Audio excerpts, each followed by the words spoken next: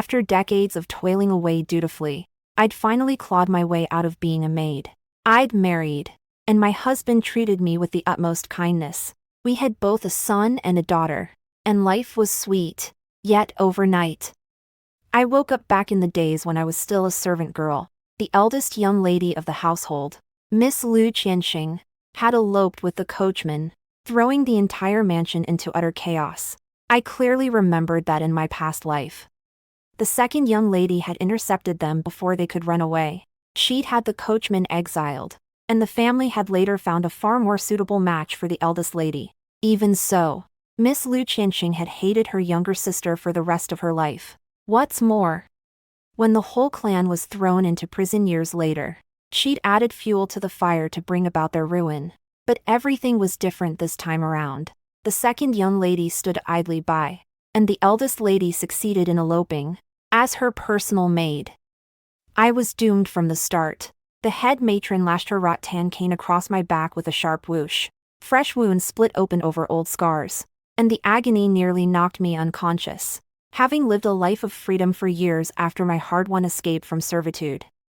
I could barely endure such torment now that I was back in this hell. How could you let your mistress slip away? Mistress Liu frowned, barely holding back her rage. A fine question indeed. If she asked me, who was I supposed to ask? I'd just returned to my duties as a maid on the day of my rebirth. The young lady told me to make her bed, but the next moment, she struck me over the head with a wooden staff, knocking me out cold right there on the bed. I knew nothing more until a basin of cold water was splashed over my face. My nape throbbed sharply, and before I could gather my wits, my arms were bound behind my back and I was forced to my knees. Water dripping steadily from my hair and clothes onto the ground. The matron's face was dark as she brandished the cane, pressing me to reveal my mistress's whereabouts. What could I say? That my own mistress had betrayed and knocked me out. That I deserved compensation for this unfair suffering. You refuse to speak. How loyal you are. Mistress Liu sneered, her fury boiling over. If anything befalls the young lady, all of you will be thrown into the lake to feed the fish. Keep beating them, she ordered. Beat them until they talk. I turned to the second young lady, pleading with my eyes. She knew the whole truth, so I stayed silent. Yet she only watched coldly, her lips pressed into a thin, unyielding line.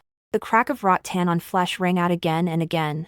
Every servant in the eldest lady's courtyard knelt on the ground, enduring the punishment alongside me. We were innocent. It was not that we refused to talk, but that we truly knew nothing. In my past life, the eldest lady had never managed to flee the mansion. How could we lowly servants possibly know where she'd gone this time? I fainted from the blows time and again, certain my life would end right then and there. When the punishment finally ceased, I dragged myself back to the cramped quarters where the maid slept. My back burned relentlessly, too sore for me to turn over or close my eyes. Only a few days prior, I'd been surrounded by my children, living a peaceful life. Now I was alone, covered in wounds. Why had I been reborn? I seethed with resentment. I'd taken 10,000 painstaking steps to reach a happy ending, only to be hurled right back to the starting line. All my struggles had amounted to nothing. My festering wounds soon brought on a high fever. As I drifted in and out of consciousness, a voice echoed in my mind. This was a rebirth novel. It told me. And the two young ladies were its protagonists. The Liu sisters were renowned across the capital.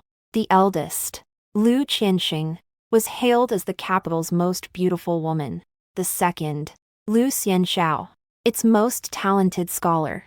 In my past life, the eldest lady had been stopped from eloping. Ungrateful as she was, she'd resented her sister ever after. After her marriage, she'd turned against her own family, and in the end, she'd had the second young lady tortured to death. Reborn. The second young lady had learned her lesson. She chose not to meddle in others' fates, and lived out her days in peace and contentment. I let out a bitter laugh at this revelation. So that was how it was. But why? Born as legitimate daughters of a high-ranking official, they'd wanted for nothing since childhooded it on by their parents, living in luxury. I, on the other hand, had been sold into the Liu mansion as a child, bound to wait on these noble ladies hand and foot. Their fingers were soft and delicate, while mine were cracked and chapped. Aching bitterly every winter, my days were spent dressing their hair, washing their clothes, doing needlework, gossiping alongside them, and taking the blame for their mistakes. If the young lady caught a chill, I was punished for failing to tuck her in at night. If she fell into the lake, I was beaten for lacking the power to protect her. If she slipped out of the mansion, I suffered for not being able to read her mind. Kneeling was the norm for a maid like me. I knelt before matrons, before the young ladies, before the mistress and master, before anyone deemed higher than myself. To them, I was no more than an ant, easy to crush at will. I'd thought my diligence would set me free. I'd scraped together enough money to buy my freedom, married, and carved out a small, peaceful home of my own. But fate had cruelly snatched it all away. I was not the protagonist of this story. My life was meant to revolve around the heroines. They got to start over when their lives went awry. But I had no choice. I was dragged back to my worst days without a single person asking if I wanted this. It was as if the world mocked all I'd endured, reminding me I was still just a helpless insect, even though the second young lady had met a brutal end in her first life. She was granted a second chance to rewrite her mistakes with ease. Why did she get to turn back time as she pleased? Why must I be forced to relive my greatest suffering alongside her? She had known full well we servants would be punished if the eldest lady fled. Yet to secure her own future, she abandoned us without a second thought. Hatred gnawed at my heart. On the third day, Liu Qianxing returned with the coachman at her side. By then, I had been demoted to the lowliest scullery maid. Fair game for anyone to bully. I was sweeping the courtyard when shouts rang out that the young lady had come back. I tossed aside my broom and rushed to the gate, clinging to a faint hope. If she repented, perhaps I could return to her service. But my heart turned to ice the moment I laid eyes on her. She walked arm in arm with the coachman, her hair styled like a married woman's, dressed in fine new silks and adorned with costly hair ornaments. Looking every inch a newlywed wife returning to her family home. Yu Zhu, Liu Qianxing called my name cheerfully, her eyes raking over my shabby gray servant's gown with obvious displeasure. Why are you dressed like this? What happened to all the fine fabrics I gave you? I told you not to bring shame on me while you serve me. My so-called beloved mistress had never spared a thought for the beatings I'd endured after she left. She cared only about her maid's appearance. Yet she'd willingly married a penniless coachman. She then caught sight of her sister and lit up. Sister. She twirled her skirt playfully. Do I look lovely? A smile tugged at Liu Xianxiao's lips, yet her eyes held no warmth whatsoever. You look beautiful in anything. Sister. Even a sackcloth would suit you. Liu Qianxing beamed with delight. I could not help but pity her if she kept this path. Sackcloth would soon be all she had left. The coachman coughed softly and nudged her elbow. A silent reminder. Only then did she grow uneasy. Are father and mother still furious with me? Liu Xianxiao stared at her, a half-smile playing on her lips. Do not fear. Follow your heart. Father and mother only wish for you to be happy. I stared at the second young lady in disbelief. She had not lifted a finger to stop the elopement, but now her words were pouring oil on fire. I knew they loved me most. Liu Qianxing giggled and started toward the mansion. Stop. Master Liu's cold voice boomed. Guards stepped forward to block her path. What is the meaning of this? Liu Qianxing frowned. Master and Mistress Liu approached, their faces hardening at the sight of her married attire. Mistress Liu paled with shock, while Master Liu trembled with rage. You fool! Do you intend to announce to the whole world that you eloped with a servant? You may not care for your reputation, but I do. Liu Qianxing clung firmly to the coachman's hand. We are already husband and wife. Father, do not call him a servant any longer. He is my spouse now. Mistress Liu pleaded frantically. Let him go. Xing'er, come back to us, and we shall overlook everything. But Liu Qianxing was stubborn and refused to let go. I will not. I choose him. You choose him. Master Liu snapped. Have you considered what your actions will do to this family? To your sister? Liu Qianxing spoke up at once, putting on a dutiful expression. Do not worry for me, father. I care not if I never marry. I shall stay here forever to accompany you and mother. The eldest lady's scandal had ruined the family's reputation, tarnishing the marriage prospects of all the young women in the household. No respectable family would wish to be associated with them. The only way to salvage the situation was to disown Liu Qianxing entirely. Master Liu would never sacrifice his younger daughter's future for the elder Just as I expected. He issued his command without hesitation. Since you insist on marrying this man, you are henceforth the wife of a coachman. You have no further ties to the Liu family. He turned to the guards. What are you waiting for? Drive them out. Liu Qianxing's face drained of all color. She grabbed her father's sleeve and begged, Father, you cannot do this. I am your daughter. You ceased to be my daughter the moment you abandoned your family for a servant. He wrenched his arm free. She turned to her mother, tears streaming down her face. But Mistress Liu turned her head away. Do not call me mother. I have no daughter like you. Her pride flaring, Liu Qianxing wiped her tears and tossed her head high. You will all regret this. She then looked straight at me. You Zhu. Come with me. I stood my ground and did not move. What was she thinking? Now that she was cast out, she was no longer a lady of the house. Why would I follow her into hardship? I was no fool. You Zhu. She glowered and reached for my hand. I stepped back sharply. Drive these outsiders away. Master Liu ordered again. Guards escorted Liu Qianxing and her husband roughly out of the gate. Before they left, she shot me a venomous glare. Her angry shouts echoed from beyond the closed doors. I will make every last one of you regret this. Master Liu sighed wearily and sent a messenger to the Li family. Liu Qianxing had long been betrothed to Li Funke, a promising young official whom Master Liu held in high regard. Now that the engagement was broken, the only option left was to marry Liu Qianxing to him instead. But the second young lady held the messenger back. There is no need to send word. She spoke to her father. Yet her gaze drifted toward me. Why not adopt another daughter to marry him? Yu Zhu would be perfect. She was raised in our mansion, once served as a personal maid, and she is quick-witted. Master Liu followed her gaze and studied me for a long moment, a look of satisfaction crossing his face. My heart sank into despair.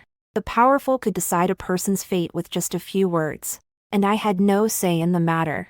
All I'd ever wanted was to earn enough to buy my freedom, find my husband from my past life, and live that quiet, peaceful life once more. Now I was trapped forever. I met Liu Qianxiao's eyes. She smiled, cold and hollow.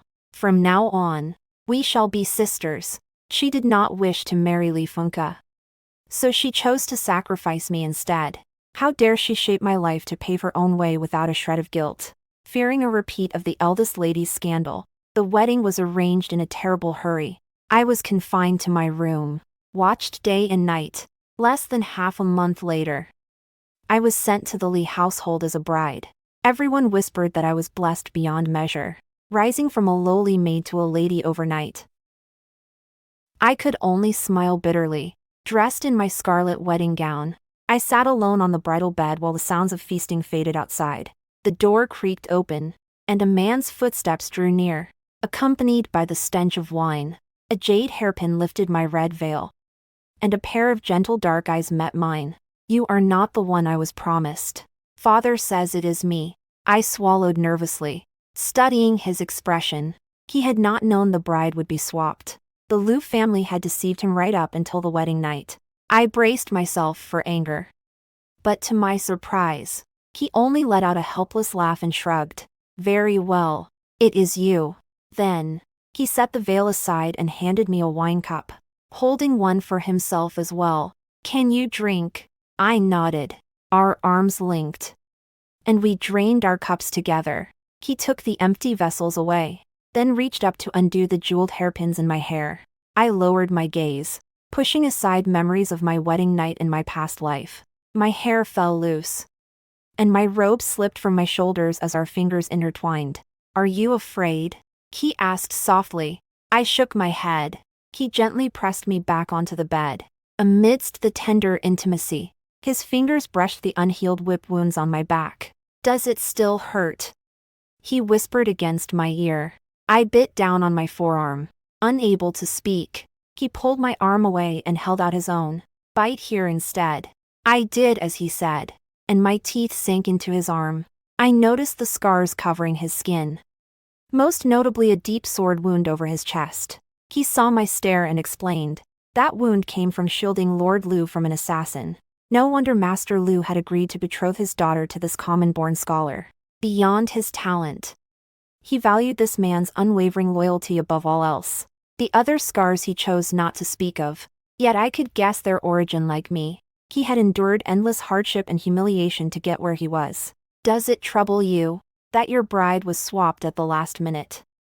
I asked quietly. He had risked his life for this marriage, only to end up with a substitute. Surely he resented it. He pulled me close, resting his head in the crook of my neck. "The one who stands before me as my wife is you. That is all that matters." I knew he spoke kindly.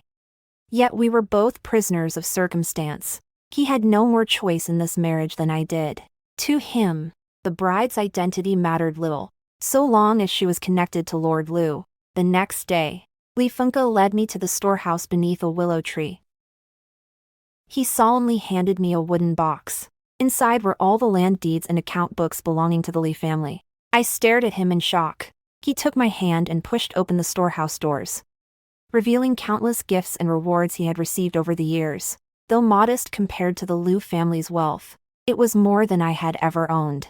I had expected him to cast me aside once he gained power, as was common for men in the court. I had always distrusted officials and nobles. In my past life, I had deliberately turned down matches with minor officials after buying my freedom.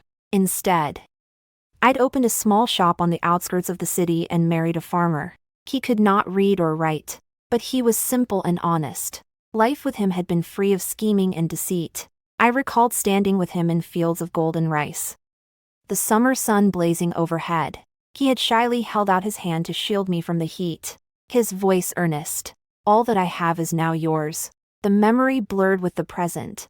Golden rice replaced by glittering riches. Li Fengke was a good man, truly willing to share everything he owned with me. No wonder he had indulged Liu Qianxing so deeply in my past life. 3 days after the wedding, we returned to the Liu mansion for the formal visit. Since I was not a true daughter of the house, and Li Fengke was merely Lord Liu's subordinate, we were treated with open disdain from the moment we arrived. As Li Fengke helped me down from the carriage, the guards at the gate snickered and exchanged mocking glances, playing at being a noble lady. "She is nothing but a former maid." Li Fengke squeezed my hand to comfort me, then purposely stumbled and knocked into the 2 guards as he passed them. They stumbled backward, and he looked back with feigned innocence. "My apologies. I did not see you there." The head matron who had once lashed me with a cane came to lead the way. She wore a false smile, guiding Li Fengke toward the study to see Master Liu while pinching my waist hard. "Would you like to visit your old chamber?" I had never owned a private chamber as a maid, yet I dared not refuse. Her pinches would only grow worse if I did. We were separated, and she locked me inside the maid's quarters. Liu Xianxiao stood in the center of the room. Before I could react, a whip cracked across my calf. "Remember your place," she snapped. "A mere maid, refusing to bow to your mistress. You grow arrogant now that you are married." The other maids rushed forward and forced me to my knees before her. Liu Xianxiao knelt down to lift my chin, her eyes cold with warning. "You are married as the Liu family's daughter, but you will never truly be one of us. You will report every move Li Fengke makes to this mansion. Do you understand?" I nodded stiffly, my nails digging into my palms. I had known they would never let me go, always seeking to use and exploit me. Liu Xianxiao feared Li Fengke's rising power, for in my past life, he had stood by Liu Qianxing when the Liu clan fell, helping her seek revenge. What she did not know was that I too was reborn. I would never let her schemes succeed. I was forced to kneel until dinner time, when Li Fengke finally came looking for me. The matron brushed the dust from my knees and shoved me forward. I stumbled straight into his arms. "Let us go," he said. steadying me. My legs ached badly, and I leaned on him as we walked. He glanced back at the locked room, his gaze meeting Liu Qianxing's. She smiled sweetly at him, and my unease flared. We waited for Master Liu at the dining table for nearly an hour. Servants kept making excuses that he was busy with official business. Yet he never appeared. Dishes grew cold and were replaced time and again.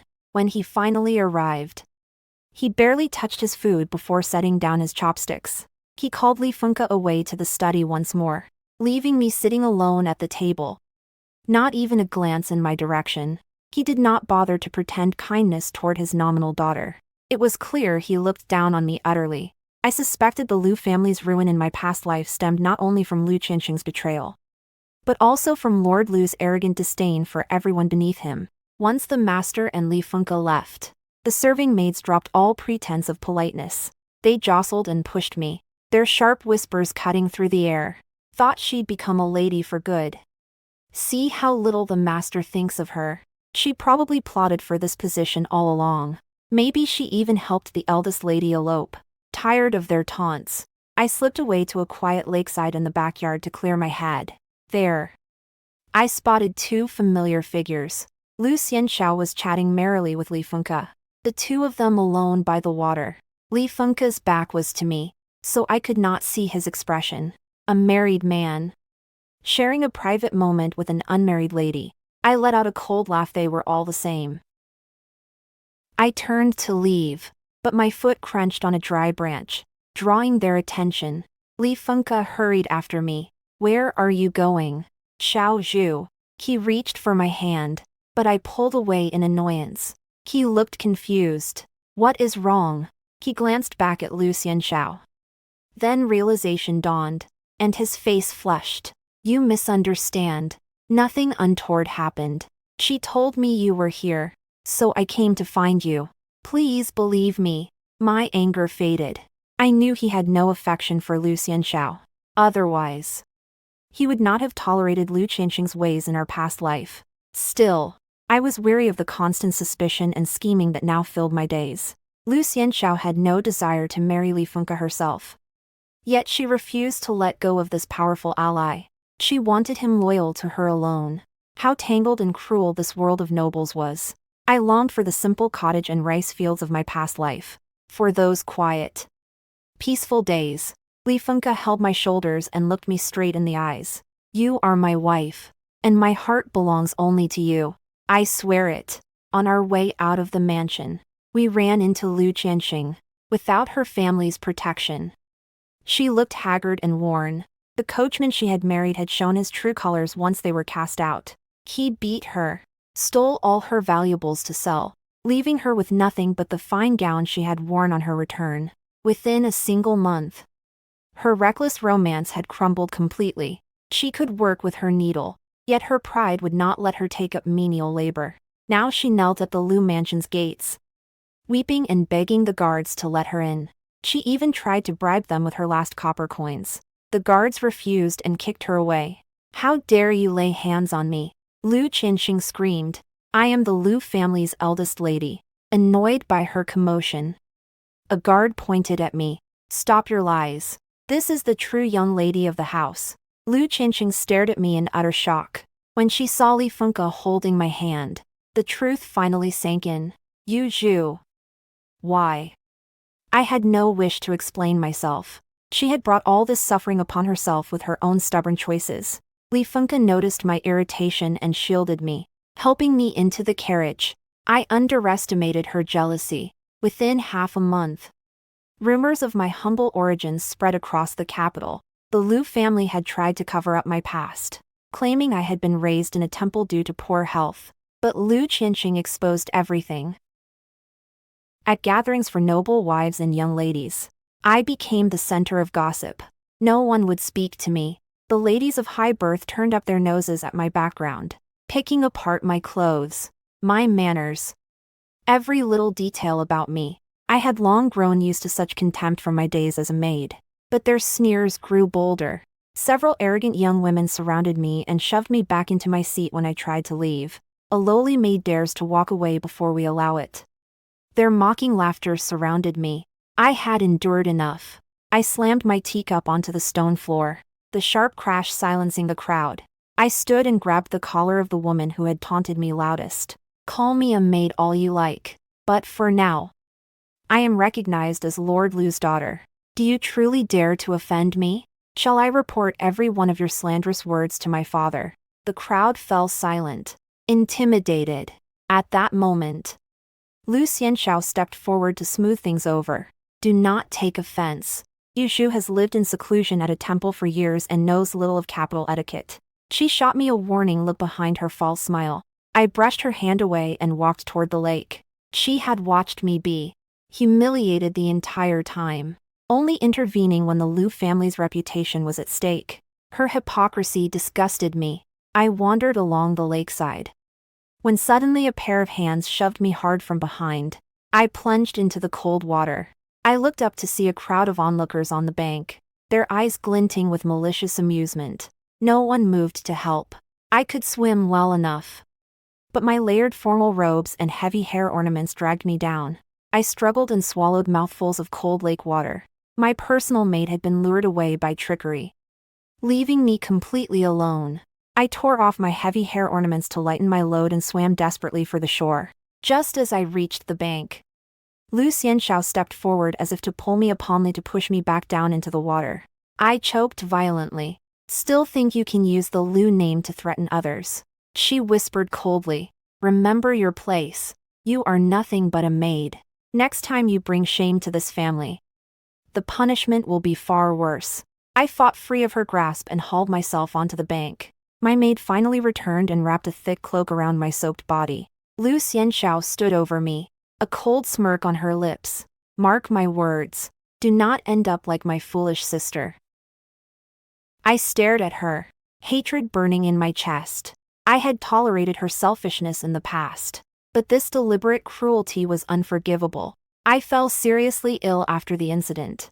Li Fengke flew into a rage and wanted to confront the guests at the banquet, but Lord Liu stopped him.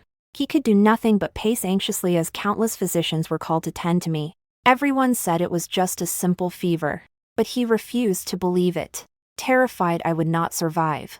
When I woke, he was holding my hand, half curled beside me in sleep.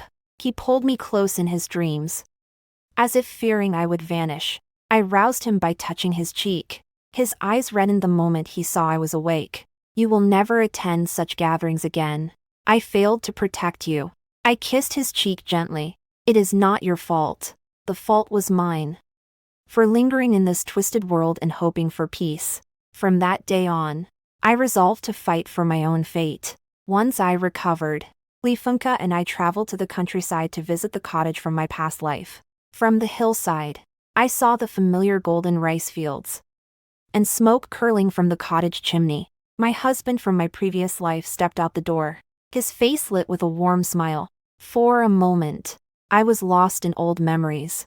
Li Fengke held my hand tightly beside me. I found myself taking a step toward the cottage, but froze when a strange woman ran out and threw her arms around the farmer. They kissed, and I realized the truth. Everyone else had moved on long ago. That peaceful life belonged to someone else now. A strange sense of relief washed over me. It was time to let go of the past for good. Back in the capital, I sorted through all I remembered of the Liu family's downfall in my past life.